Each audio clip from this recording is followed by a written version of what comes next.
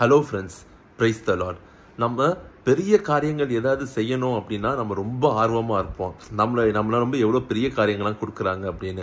ஆனால் சில சமயம் சில சின்ன சின்ன காரியங்கள் நம்மகிட்ட சின்ன சின்ன வேலைகள் நம்மகிட்ட கொடுக்கும்போது நம்ம யோசிப்போம், நம்ம ஏன் இந்த வேலையெல்லாம் பார்க்கணுமா, ஏன் நமக்கு இந்த வேலையெல்லாம் பார்த்தா எப்படி அப்படின்னு சொல்லி நமக்குள்ள ஒரு எண்ணம் வரும்.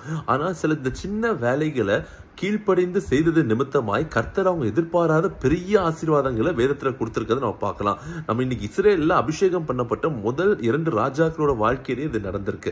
1 சாமுவேல் 9:3 பார்க்கிறோம். சவுல் தான் ராஜாவை அபிஷேகம் பண்ணுவதற்கு முன்பதாக எப்படி இது ஆரம்பிச்சிச்சு அப்படின்னா, அவங்க தகப்பனார் சவுலை கூப்பிட்டு சொல்றாரு, இந்த மாதிரி நீ என்ன பண்ணி என் கழுதை ஒன்று திறந்துருச்சு, ஒரு வேலைக்காரனை கூட்டிட்டு போய் அதை தேடிட்டு வா.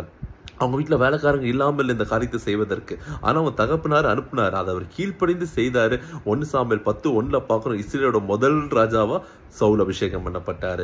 அதே போல நம்ம தாவீது வாழ்க்கையிலும் அதே தான் பார்க்கிறோம். 1 சாமுவேல் 17:17 கோலியாத் இஸ்ரேலர்கள் எல்லாரையும் நிந்திச்சிட்டு இருக்கான், யாருமே இது பண்ணல. அப்போ தாவீதோட அப்பா சொல்றாரு, நீ என்ன பண்ணு, போயிட்டு உங்க சகோதரர்களுக்கு போயிட்டு அப்பம் கொடுத்துட்டு வா, சாப்பாடு கொடுத்துட்டு வா. அதாவது சாப்பாடு அங்க வேலைக்காரங்க இல்லாம இல்ல, ஆனா நீ போய் என்ன பண்ணு, சாப்பாடு கொடுத்துட்டு வான்னு. அதை கீழ்ப்படிந்து செய்தான். 1 சாமுவேல் 17:50 பார்க்கிறோம். அந்த கோலியாத்தை வீழ்த்து தாவீது தனக்குன்னு ஒரு பேரை முத்திரையை அங்க பதிவிட்டான். சோ சில சமயம் நம்ம சின்ன காரியங்கள் சின்ன வேலைகள் கீழ்ப்படிந்து செய்யும் போது நாம் நினையாத ஆசீர்வாதங்களை கர்த்தர் கொடுக்க உண்மை உள்ளவராக இருக்கிறார். God bless you.